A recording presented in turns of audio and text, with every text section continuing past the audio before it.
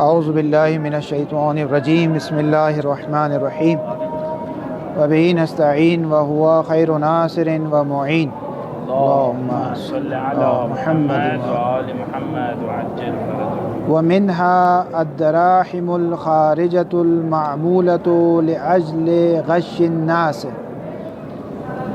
آخری جو بحث ہے ہماری بما لا یقصد منہ الا الحرام میں، یعنی وہ چیزیں جن کی بناوٹ ایسی ہے کہ اس بناوٹ پر شارع نے اس سے مالیت کو اٹھا لیا، جیسے سلیب ہے۔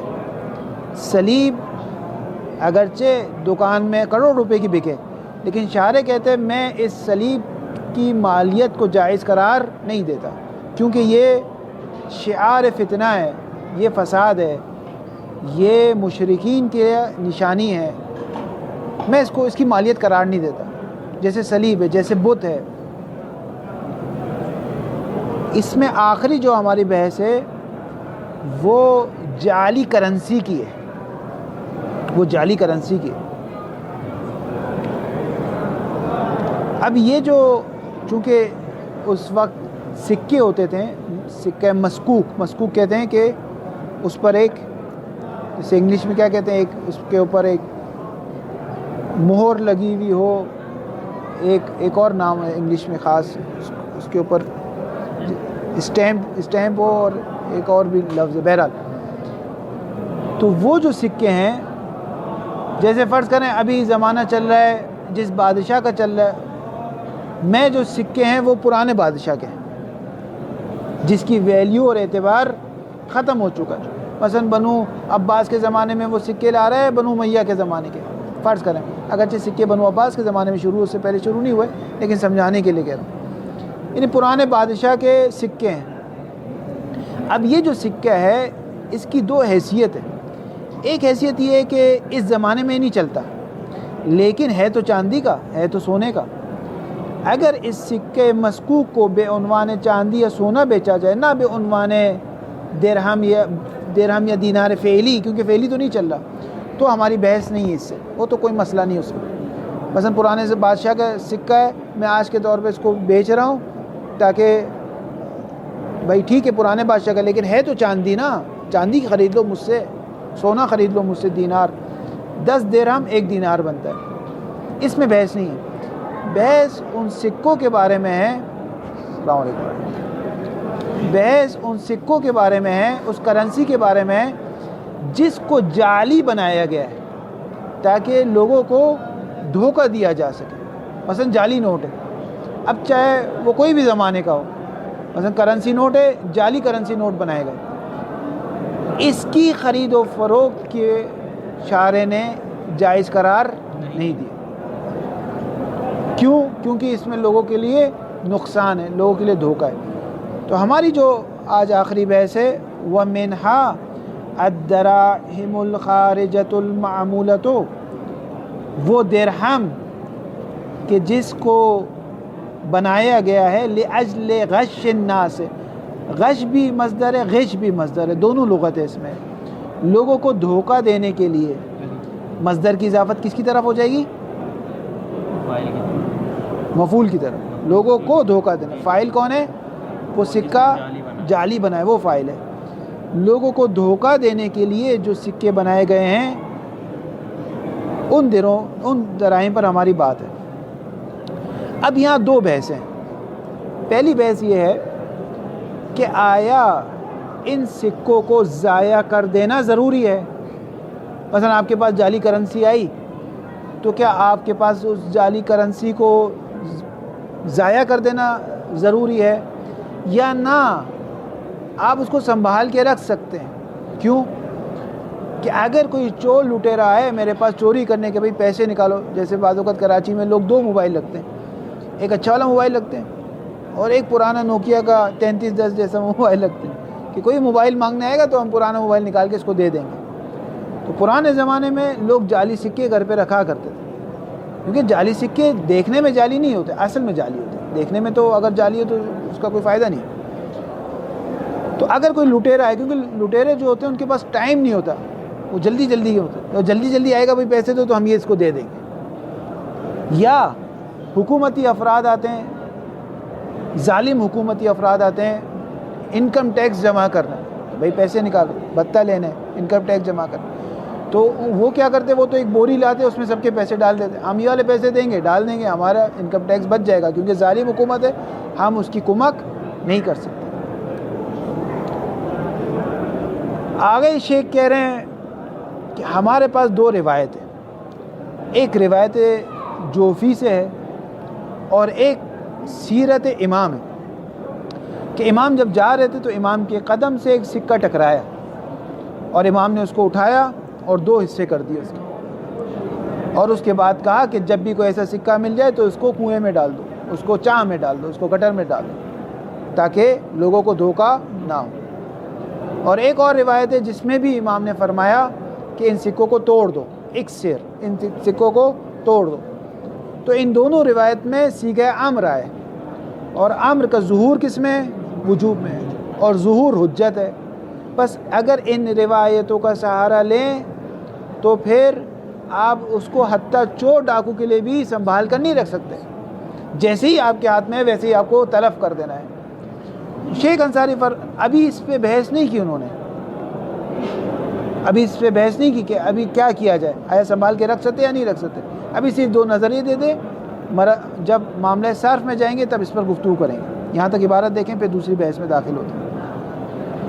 اذا لم يفرس على حیتها الخاصة منفعة محللة مقتد بها, اگر فرض کر لیا جائے کہ اس حیت خاص پر, یہ جو سکے کی حیت خاص ہے, اس کی جو خاص بناوٹ ہے, خاص شکل و صورت ہے, اس حیت خاص پر نہیں ہے, کیا نہیں ہے, منفعۃ محللۃ, لم یفرض کے لیے نافع ہے, لم یفرض منفعۃ محللۃ مقتد بها, کوئی ایسی منفعت محللہ نہیں ہے جس پر اعتماد کیا جائے, جو مقتد بہ ہو, شاذ و نادر نہ ہو.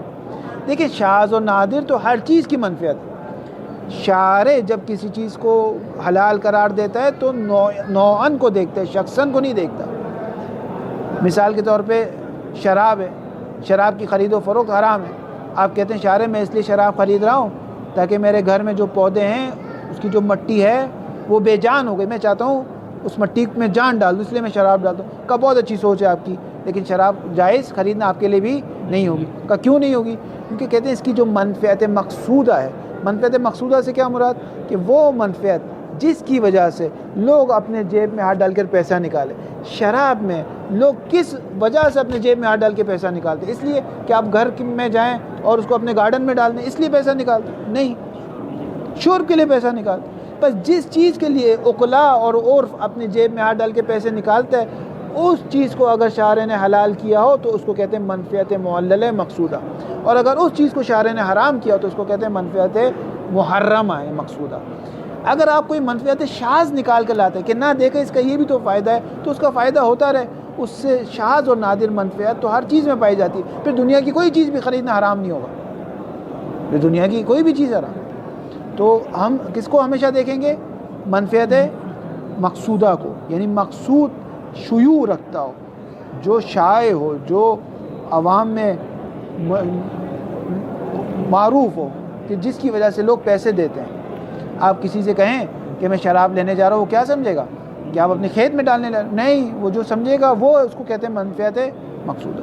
اگر فرض کر لیا جائے اس حیت خاص پر, یہ جو سکوں کی حیت ہے, کون سے سکے, جعلی سکے. یہ جو جعلی سکے کی حیت, کیونکہ بعض اوقات جعلی سکوں کی بھی منفعت ہوتی ہے, منفعت محللہ مقصودہ ہوتی ہے. کیا ہوتی ہے, گھر میں ڈیزائننگ کے لیے, مثلا لوگ اپنے چھتوں پر ڈیزائننگ کے لیے, خواتین کپڑوں میں ڈیزائننگ کے لیے, بیڈ شیٹ پر ڈیزائننگ کے لیے, دیواروں پہ ڈیزائننگ کے لیے جعلی سکے لگاتے ہیں, یا بچے کھیلنے کے لیے. تو یہ منفعت محللہ مقصودہ ہے, پھر اس کی خرید و فروخت جائز ہو جائے گی. لیکن ابھی فرض یہ ہے کہ, اسی لیے فرض کی بات کر رہے ہیں, اذا لم یفرض, اگر فرض کر لیا جائے کہ اس حیت خاص پر کوئی منفعت محللہ معتد بہ نہیں ہے. اگر منفعت محللہ کیا ہو سکتی ہے, مثلو بتا رہے کہ منفعت محللہ کیا ہو سکتی ہے, مثل تزیین, زینت کے لیے, یہ جو جعلی سکے زینت کے کام آ سکتے ہیں.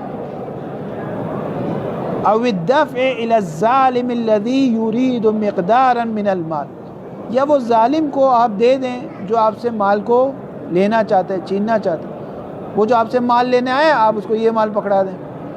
کل اشاری و نحوی، جیسے کہ وہ ڈکیت ہے جو مال لینے آئے آپ اس کو یہ مال پکڑا دیں. و نحوی، جیسے ظالم حکمران ٹیکس لینے آئے بھتہ لینے آئے آپ اس کو یہ مال پکڑا دیں. اشار یعنی چور. چور یہ جو آتے ہیں پیسے لینے آتے ہیں لٹیرے.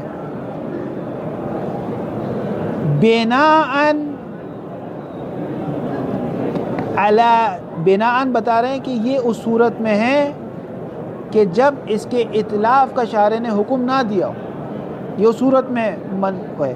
بناءً علی جواز ذالک، یہ اس صورت میں ہے کہ جب جائز و ذالک کا اشارہ جا رہا ہے اسی اشعار و نحوی کی طرف کہ ان لوگوں کو پیسے دینا جائز ہے، تزیین کرنا جائز ہے. وعدم وجوب اتلاف مثل هذه الدراهم ولو بکسرها من باب دفع مادة الفساد ہے. یہ جو ہم نے منفیت معللہ گنوائی ہے کہ یہ اس کی ہو سکتی ہے عرف میں، یہ اس بنا پر ہے کہ یہ کام کرنا جائز ہو، تزیین کرنا جائز ہو، لٹیرے کو پیسے دینا جائز ہو. اور وہ عدم وجوب اطلاف ہے، اور واجب نہیں کہ آپ تلف کر دیں. کس چیز کو؟ مثل هذه الدراهم میں، ان طرح کے جعلی سکوں کو آپ فوراً تلف کر دیں. ولو بکسر، ولو یہ کہ ان دراہم کو توڑ دیں. کیوں اطلاف کریں؟ من باب دفع مادة الفساد، تاکہ وہ جو فارسی میں کہتے ہیں کہ گربے کشتن روز اول، کہ پہلے ہی دن فتنے کی جڑ کاٹ دیں. کہ یہ جو جعلی سکے ہیں اگر یہ مارکیٹ میں رہیں گے، لوگوں کے گھروں میں رہیں گے، تو ہو سکتا ہے لٹیروں کو کم جائیں، شریف لوگوں کو زیادہ چلے جائیں.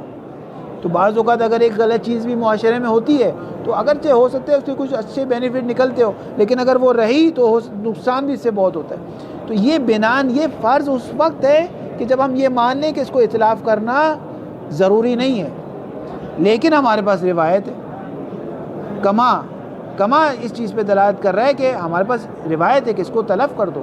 کما یدل علیہ قولہ علیہ السلام فی روایت جعفی، ہمارے پاس ایک روایت ہے مشیراً الی درہمین، کہ اشارہ کیا امام نے کس کی طرف؟ درہم کی طرف. کون سے درہم کی طرف؟ جعلی درہم کی طرف. اکسر ھذا، اور کہا کہ اسے توڑ دو.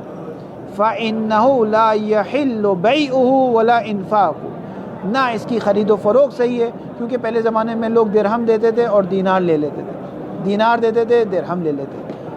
نہ اس کی خرید و فروخت صحیح ہے اور نہ ہی اس کا انفاق صحیح ہے. انفاق کیوں صحیح نہیں ہے؟ کیونکہ مالیت نہیں رکھتا، اصل مال نہیں ہے. یہ مال نہیں ہے، یہ تو نقلی سکے ہیں، جعلی سکے ہیں، کھوٹے سکے ہیں. وفی روایت موسیٰ ابن بکیر قطعہ نصفین، یہ اس وقت جی بکیرن. وفی روایت موسیٰ ابن بکیر قطعہ نصفین، کہ امام کے پاؤں میں جب یہ جعلی سکہ آیا، یہ روایت سے پہلے کا حصہ ہے. قطعہ نصفین، امام نے اس کو دو حصوں میں ٹکڑے کر دیا. ثم قال، اس کے بعد فرمایا القی فی البالوۃ حتی لا یباع شیء فیہ غش، کہ اس کو پھینک دو بالوا میں، گٹر میں پھینک دو، چاہ میں پھینک دو. حتی لا یباع شیء فیہ، یہاں تک کہ حتی لا یباع شیء، یہاں تک کہ کوئی بھی شے اس سے خرید و فروخت نہ ہو. کیوں؟ فیہ غشون، یوں ہے خبر مقدم مبتدا موقع. فیہ غشون، یہ پورا جملہ علت کے اس پہ آ رہا ہے کیونکہ اس میں دھوکہ ہے، لوگوں کو دھوکہ ہے. تو اس وجہ سے اگر ان روایت کی طرف جائیں تو اس میں اطلاف کا حکم ہے. اگر ان روایت سے صرف نظر کریں کہ ٹھیک ہے اگرچہ دونوں میں امر ہے، دونوں میں امر کا صیغہ ہے، الکی بھی ہے اور اکسر بھی ہے، دونوں میں امر ہے، اور امر کا ظہور وجوب میں اور ظہور حجت ہے، بس اس کا مطلب یہ حجت ہے. اگر اس روایت سے صرف نظر کریں کہ اطلاف فوری کا حکم نہیں ہے، اگر غش کا مورد ہو تو وہاں اطلاف کریں، ورنہ میں نے اپنے گھر میں رکھا ہوا ہے، میں کسی کو اجازت تھوڑی دیتا ہوں، جب چور آئے گا اس کو دوں گا میں. تو روایت سے صرف نظر کریں تو پھر دیکھنا پڑے گا اس کی منفیت معللہ مقصودہ ہے یا نہیں. اگر منفیت معللہ مقصودہ بھی بالفرض نہیں ہے تو پھر تو کوئی بحث ہی نہیں ہے، تو پھر تو آپ اس کو اس کی خرید و فروخت ہو ہی نہیں سکتی. لیکن اگر منفیت معللہ مقصودہ آ گئی تو پھر اس کی خرید و فروخت ہو جائے گی. لیکن ابھی آگے شیخ انصاری اس میں وارد نہیں ہوئے، کہہ رہے ہیں ابھی ہم بحث بعد میں کریں گے. وہ تمام الکلام فی باب صرف انشاءاللہ، باب صرف میں کریں. باب صرف آپ کو پتہ ہے کہ سونا اور چاندی کے کو کہتے ہیں باب صرف. اس میں خاص شرطیں ہیں, جیسے مجالس کے اندر قبض اور انقباض ہو جائے. یعنی آپ کہیں میں ابھی سونا لے لیتا ہوں, 1 گھنٹے بعد پیسے ٹرانسفر کر دوں گا, وہ نہیں چلتا. جب آپ سونے اور سونا خریدتے ہیں, یہ سونے اور چاندی کے جو مسائل ہیں, یہ خاص مسائل ہیں. اس میں اسی مجلس کے اندر قبض ہو جائے, اور ایک خاص مسائل ہے جو اپنے اس میں آئیں گے, اپنے باب میں آئیں گے. ولو وقت, یہاں سے ایک نئی بحث شروع ہو رہی ہے. ایک صلوات پڑھیں.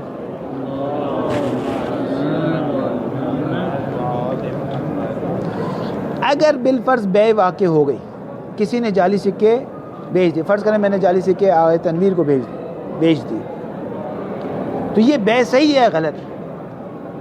یہ بے صحیح ہے غلط ہے؟ دیکھیں, بے کی اقسام ہیں, اگرچہ شیخ اس میں وارد نہیں ہوئے, لیکن بے کی اقسام ہے. ایک بے ہے کلیہ فی الذمہ. کلیہ فی الذمہ, مثال کے طور پہ میں آپ کو یہ موبائل آپ کو بیچتا ہوں. کتنے میں؟ 10,000 روپے میں. 10,000 روپے میں موبائل بیچتا ہوں. یہ جو 10,000 روپے ہیں, یا یہ موبائل کوئی بھی ہو, سمن ہو یا مسمن, یہ کلیہ فی الذمہ ہے. یعنی جیسے ہی ہمارا معاملہ ہو جائے گا, آپ کے ذمے آ جائے گا کہ آپ کو مجھے 10,000 دینے, یا ایک موبائل سیمسنگ کا اس خصوصیت کے ساتھ A14 ہو, یہ ہو دینا ہے. ایک بار میں کہتا ہوں مجھے یہ خرید رہا ہوں, جیسے آپ ایک دوست کے گھر جاتے ہیں, اس کی بائک پسند آتی ہے, آپ کہتے ہیں اپنی بائک کتنے میں بیچ رہے ہو؟ یہ بائک. یہ کیا ہے؟ یہ عین ہے. لیکن ہمیشہ آپ عین نہیں خریدتے.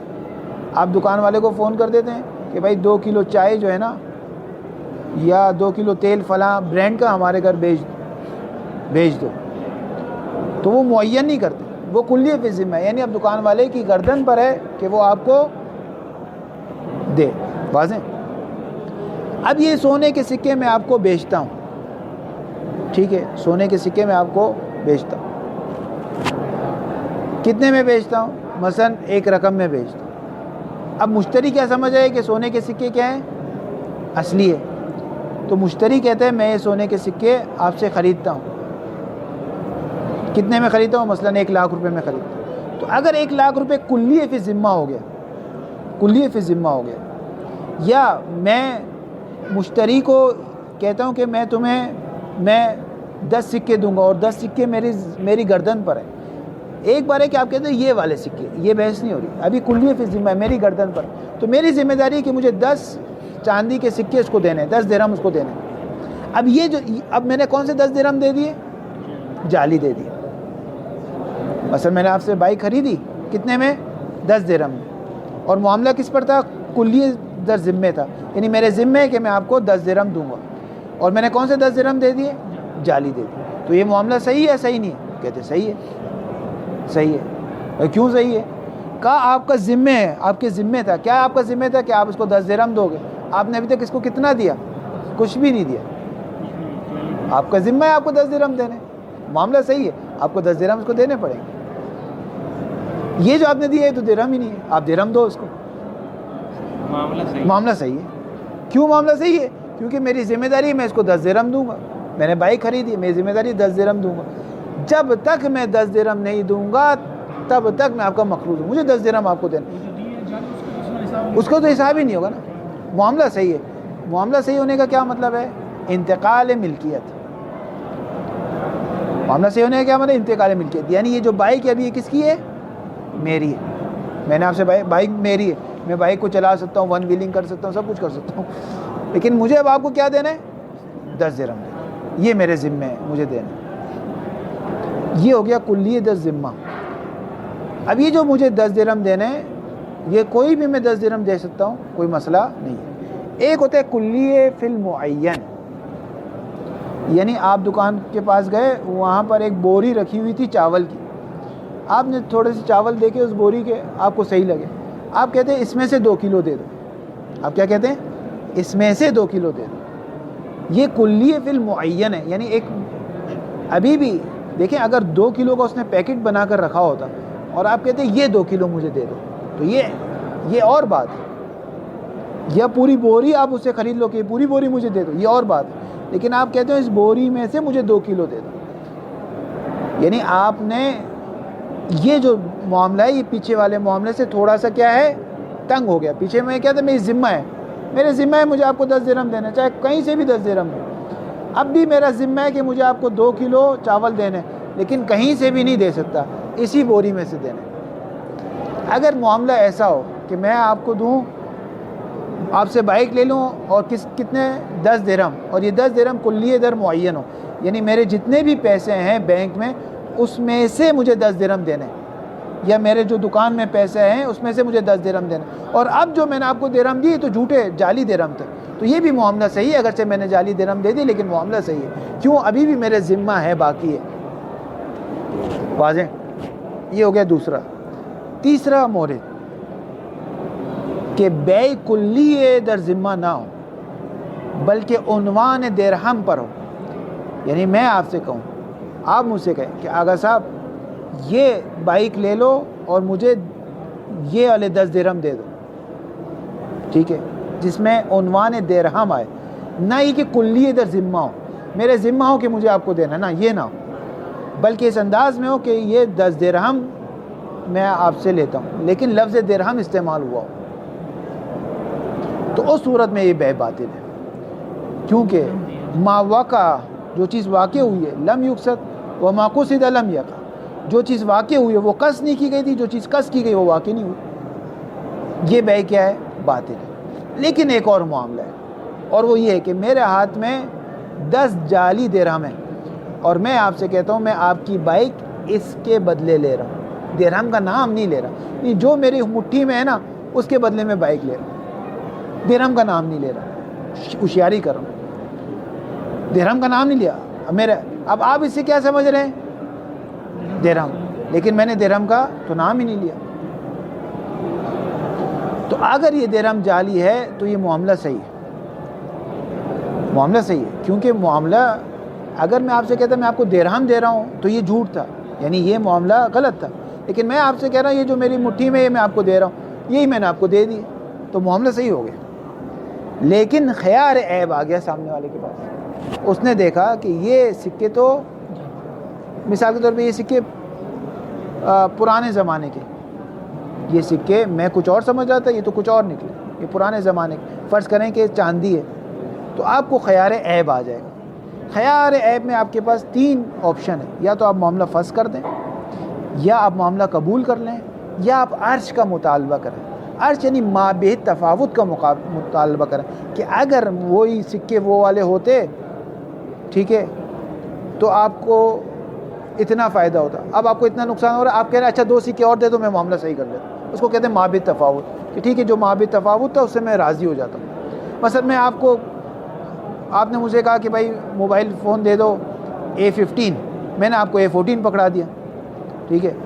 تو اب یا تو آپ اس کو کہیں نہیں واپس کرو، معاملہ فسخ کرتے، یا قبول کر لیں کہ ٹھیک ہے چلو آ گیا، یا مابہ تفاوت کہ A14 اور A15 کے درمیان 3000 روپے کا فرق ہے، آپ کہتے 3000 واپس کر دو، باقی میں معاملے کو صحیح مانتا ہوں. بس خیار عیب میں کتنی صورت ہو جاتی ہے؟ 3 صورت. یا معاملہ قبول کر لیں، امضا کر لیں کہ ٹھیک ہے جو ہو گیا اللہ مالک ہے، یا پھر فسخ کر دیں، یا مابہ تفاوت کا مطالبہ کریں. لیکن اگر وہ سکے اصلاً کلن جعلی تھے، اصلاً کچھ بھی اس کی قیمت نہیں تھی، تو پھر بھی معاملہ صحیح ہے. کیوں صحیح ہے؟ کیونکہ میں نے یہ تھوڑی کہا تھا میں درہم دے رہا ہوں، میں نے کہا تھا جو میری مٹھی میں ہو. لیکن خیار تدلیس آ جائے گی کہ جو ظہور وہ سمجھ رہا تھا وہ واقع نہیں ہوا. اگرچہ شیخ یہاں پہ ایک تعامل لگاتے ہیں کہ خیار تدلیس بھی نہیں ہے یہاں پر، بلکہ خیار غبن ہے. اگرچہ روایت میں عبارت میں نہیں کہا، لیکن تعامل میں یہ بات کی کہ خیار غبن ہے. خیار غبن میں کیا ہے کہ اگر تفاوت فاحش ہو. خیار غبن کیا ہوتا ہے؟ مثال کے طور پہ ہمارے یہاں اکثر ہوتا ہے کراچی میں، ایک شخص جا رہا ہوتا ہے بالکل حلیے سے لگتا ہے جس طرح اس کو پڑھا لکھا نہیں ہے، وہ کہتا ہے یار میرے پاس یہ لیپ ٹاپ ہے، مجھے اس کی قیمت کا نہیں پتہ، آپ بتاؤ کتنے کا ہوگا، امریکہ سے آیا ہے میرے پاس. یہ چلیں حقیقی مثال لے لیں، آپ کا دوست ہے، اس کا کزن ہے، اس نے امریکہ سے ایک لیپ ٹاپ بھیجا. اب آپ کہتے ہیں امریکہ سے لیپ ٹاپ ہے، او ہو کیا بات ہوگی. فرض کریں لیپ ٹاپ جب نیا نیا لوگوں نے دیکھا تھا تو آپ کہیں کیا قیمت ہوگی؟ دوست کہہ رہے ہیں مجھے بھی نہیں پتہ کیا قیمت ہوگی. بولا یار امریکہ سے ہے 5-6 لاکھ کا تو ہوگا. بولا ہاں ہوگا, دے دو میں لے لیتا ہوں. بعد میں پتہ چلا یہ 10-10 ہزار کے ملتے ہیں, اس میں تو کوئی چیز ہی نہیں. تو یہ کیا ہے؟ ماں بے تفاوت اس کا فاحش ہے. یعنی کجا 10,000 کجا 6 لاکھ. ہاں لیکن اگر 300-400-500 کا فرق ہوتا تو اس کو نہیں کہتے خیار غب. ماں بے تفاوت اس میں فاحش نہیں ہے. تو شیخ یہاں پہ کہتے ہیں کہ اس کو خیار غب نہ حاصل ہو. واضح عبارت دیکھیں. وَلَوْ وَقَعَتِ الْمُعَاوَضَةُ عَلَيْهَا, اگر معاوضہ واقع ہو جائے علیہ, اس پر, کس پر آگا صاحب؟ ان دراہم پر, جعلی دراہم. جہلاً, اگر علماً ہو, یعنی سامنے والے کو بھی معلوم ہے کہ جعلی ہے پھر بھی وہ خرید رہا ہے, تو یہاں پر کوئی خیار نہیں, معاملہ بالکل صحیح ہے. کیوں؟ کیونکہ ایک قانون ہے. جو شخص کا حق ہے نا وہ اپنے حق سے دستبردار ہو سکتا ہے.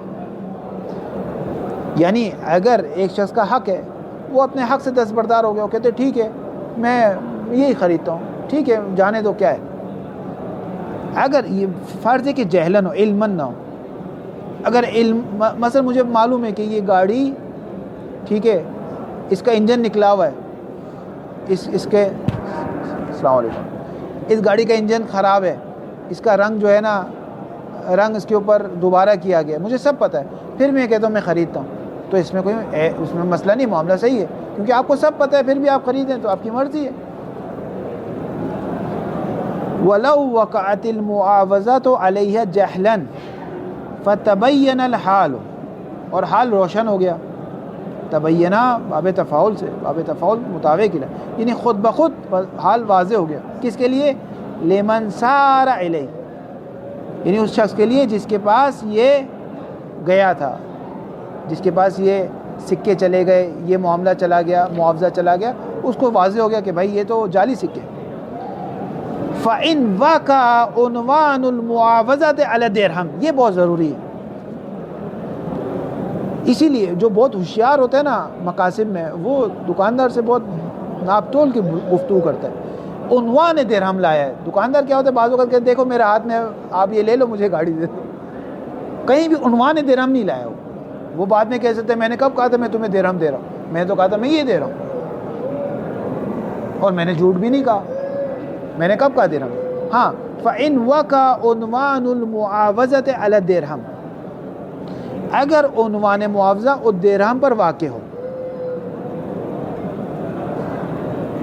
المنصرف صفت عنوان کی, وہ عنوان المنصرف اطلاق الی المسکوک بسکۃ سلطان, اور درہم کا انصراف کس کے اوپر ہوتا ہے؟ وہی سکہ رائج الوقت پر. درہم کا انصراف کس پر ہوتا ہے؟ سکہ رائج الوقت کو درہم کہتے ہیں, سکہ رائج الوقت کو دینار کہتے ہیں. یہ نہیں ہو سکتا وہ پرانے سکے اٹھا کر مجھے دے دیں جس کی حیثیت اسٹیٹ بینک آف پاکستان نے ختم کر دی, یہ نہیں ہو سکتا. جو اس کی حیثیت ہے ابھی وہ سکہ دے. درہم کا انصراف اس پر ہوتا ہے. اور آپ نے اصول میں پڑھ لیا ہے کہ انصراف اطلاق کو خراب کر دیتا ہے. اگرچہ اس نے یہ نہیں کہا تھا میں تمہیں وہ درہم دے رہا ہوں جو آج کے زمانے کے سکہ رائج الوقت ہے, یہ نہیں کہا اس نے کہا میں تمہیں درہم دے رہا ہوں, لیکن درہم کا ایک انصراف ہے, اور انصراف اطلاق کو خراب کر دیتا ہے. یہ درہم کا جو اطلاق کا اس کو خراب کر دیتا ہے. اگرچہ انصراف کی دو قسمیں, کہ ایک قسم کو اصولین نے مانا کہ اطلاق کو خراب کرتا ہے, ایک قسم کو اصولین نے نہیں مانا. کفایہ میں آپ نے پڑھا انشاءاللہ کہ وہ درہم کی قسم, وہ انصراف کی قسم جس کی وجہ کثرت وجودی اور مصداق خارجی ہے, وہ انصراف خراب نہیں کرتا اطلاق. مثال کے طور پہ اگر ایران میں کہا جائے, ایک طالب علم کہے کہ میرے پاس گاڑی ہے, تو گاڑی ایک مطلق ہے, کار ہے, مطلق ہے, لیکن اس کا انصراف کس گاڑی میں ہوتا ہے؟ پرائیڈ میں ہوتا ہے. اگر کوئی شخص طالب علم, اب تو خیر بعض طالب علم کے حالات اچھے ہو گئے, لیکن عمومی طور پہ اگر طالب علم کہے کہ میں نے گاڑی خریدی ہے, تو اس کا انصراف کس پہ ہوتا ہے؟ پرائیڈ گاڑی پر ہوتا ہے. کیوں؟ کیونکہ پرائیڈ گاڑی وہ گاڑی ہے جس کے مصادیق خارجی زیادہ ہے. جس چیز کے مصادیق خارجی زیادہ ہوتے ہیں تو انسان کا ذہن اس طرف چلے جاتا ہے. مثلا امام فرماتے فرض کریں آپ سے پھل لے آؤ، اور عرب میں پھل کا انصراف ہے مصداق خارجی کس کا زیادہ ہے؟ خرما کا زیادہ ہے، کھجور کا زیادہ ہے۔ تو آپ کا ذہن خود بخود کس پہ چلے جائے گا کہ امام فرما رہے خرما لے آؤ، تو یہ جو خرما لاؤ، یہ جو انصراف ہے یہ اطلاق کو خراب کرے گا یا نہیں کرے گا؟ کہتے نہیں کرے گا۔ کیوں نہیں کرے گا؟ کہتے ہیں اس انصراف کا تعلق لفظ سے نہیں ہے بلکہ کس سے؟ مصداق خارجی سے، اور مصداق خارجی کا انصراف اطلاق کو خراب نہیں کرتا، لیکن لفظ کا انصراف اطلاق کو خراب کرتا ہے۔ جیسے امام فرماتے ہیں عالم کا اکرام کرو، تو عالم سے انصراف کون سا آتا ہے آپ کا؟ کیمسٹری کا عالم ہو، فزکس کا عالم ہو، یہ ایسٹرونومسٹ والا عالم ہو، یا دین کا عالم ہو؟ دین کا عالم۔ یہ انصراف کیسے آیا آپ کے ذہن میں؟ یہ انصراف اس وجہ سے آیا کہ متعدد بار تعدد دال اور مدلول کی وجہ سے متعدد بار لفظ عالم عالم دین میں استعمال ہوا، اتنا استعمال ہوا کہ اب جیسے ہی عالم کہا جانے لگا ذہن میں انصراف عالم دین کا ہو رہا ہے۔ کیوں ہو رہا ہے؟ خارجی مصداق زیادہ ہے نا، تعدد دال اور مدلول کی وجہ سے۔ جب بھی تعدد دال و مدلول کی وجہ سے، اب دال ہے مدلول نہیں ہے، لیکن پہلے کئی بار دال مدلول ایک ساتھ آتے رہے، عالم دین عالم دین عالم دین عالم دین کئی بار ایک ساتھ آتے رہے، اب صرف عالم آ رہا ہے، تو چونکہ دال اور مدلول سے رشتہ قائم ہو گیا، ایسا رشتہ قائم ہو گیا کہ جیسے ہی عالم آ رہا ہے ذہن انصراف کر رہا ہے عالم دین پر، اس لفظ کی وجہ سے یہ انصراف اطلاق کو خراب کر دیتا ہے۔ اب امام کہے کہ جائیے عالم کا اکرام کیجئے، آپ جا کے ڈاکٹر کا اکرام کر کے آئے۔ مولا کہتے جائیے عالم کو پیسے دے کے آئیے، آپ جا کے انجینئر کو پیسے دے کے آتے ہیں۔ مولا نے فرمایا کام کر لیا؟ آپ نے کہا مولا عالم کو دے کے آئے۔ اور کس کو دے کے آئے؟ کہا انجینئر کو دے۔ کہا وہ بیچارہ طالب علم کو ویسے ہی نہیں ملتا، تم بھی نہیں دے گے۔ بات واضح ہوئی؟ یہ جو انصراف درہم کا، چونکہ درہم کا استعمال سکہ رائج الوقت میں کیا جاتا ہے، یعنی جو سکہ وہاں اس وقت چل رہا ہے، اس وجہ سے اگر اس شخص نے کہا کہ میں اس بائک کے بدلے درہم دیتا ہوں، تو اور اس نے کیا دے دیے؟ جھوٹے درہم پکڑا دیے، تو یہ بے کیا ہو گئی؟ باطل ہو گئی۔ کیوں باطل ہو گئی؟ کیونکہ جو اس نے کہا وہ کیا نہیں، اور جو جس چیز کا قصد تھا وہ چیز واقع نہیں ہوئی، اور جو چیز واقع ہوئی لم یقصد، اس کو قصد نہیں کیا گیا۔ یعنی بات واضح ہو رہی ہے نہیں ہو رہی؟ جی واضح ہو گئی۔ وَإِنْ وَقَعَ، یہ بات ختم ہو گئی۔ بطل البیع فَإِنْ وَقَعَ کے لیے کیا ہو گیا؟ جواب ہو گیا بطل البیع، بے باطل ہے۔ ما قصد لم یقع وما وقع لم یقصد۔ وَإِنْ وَقَعَتِ الْمُعَاوَضَةُ عَلَى